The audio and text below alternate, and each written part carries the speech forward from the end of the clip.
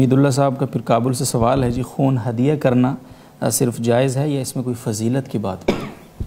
جی، خون ہدیہ کرنا بوقت ضرورت جائز ہے۔ ایک ضرورت مند مریض کو خون عطیہ کیا جا سکتا ہے جی۔ اور اس کے لیے یہ ضروری نہیں ہے کہ وہ مریض بالکل موجود ہو، بلکہ معتبر قابل اعتبار اسپتالوں کے یا بلڈ بینکوں کے لوگ اگر خون لے رہے ہوں تو خون دیا جا سکتا ہے، اور اس میں اس نیت سے ثواب بھی ہوگا کہ یہ خون جس مریض کو لگے گا ممکن ہے کہ اس کی وجہ سے اس مریض کی جان بچ جائے، اور جان نہ بچے تو ایک مسلمان کی ضرورت تو بہرحال یہ پوری کرنا ہے، اور ایک مسلمان کی ضرورت پوری کرنا اس میں اجر ہے اور اس میں ثواب ہے، تو اس کے پر اجر بھی انشاءاللہ ملے گا۔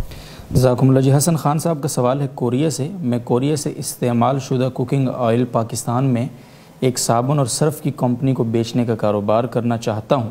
یہ تیل سبزیوں کو ہوتا ہے لیکن یہ ہر قسم کے ریسٹورنٹ میں استعمال ہوا ہوتا ہے، جس میں سور کا گوشت بھی پکتا ہے۔ البتہ یہ تیل دوبارہ صاف کر کے صابن میں استعمال کیا جاتا ہے، کیا یہ کاروبار حلال ہوگا یا نہیں؟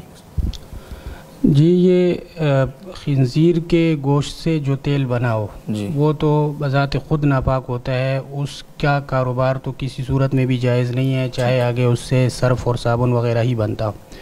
البتہ ایسا تیل جو کسی